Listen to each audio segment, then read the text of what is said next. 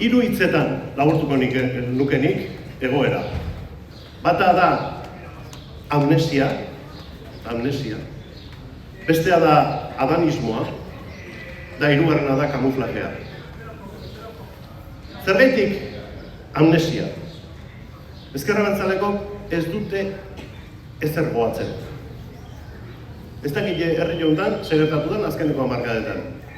Indarkeria martxan zegoen garaiaetan, bakoitza nun zegoen, zer egin zuen, zer esan zuen, edo ze demontre gertatu zen. Badirudi herri honetan eta ez dala existitu.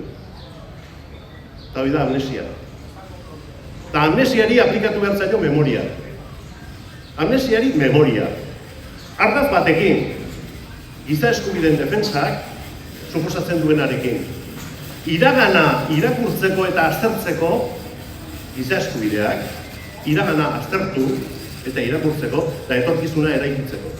Adanismoa, hori pentsatzen dute, mundua behaiekin hasten dela. Egindako guztiak aski inda dago. Zer egiten duzu amnesiko baldin bazara eta herrigintzan 43 urte luzetan herri honetan egindana aitortu nahi ez baldin baduzu? Kamuflatu. Kamuflatu, desagertu itetzea. Tuneatzen ari dira gure proiektua. Esaten dute, ez daukagu proiektu propiorik, baina behintzat indarrean dagoen honetatik ez gaitezen gehiegi alden du. Geurea prestatzen dugun bitartean.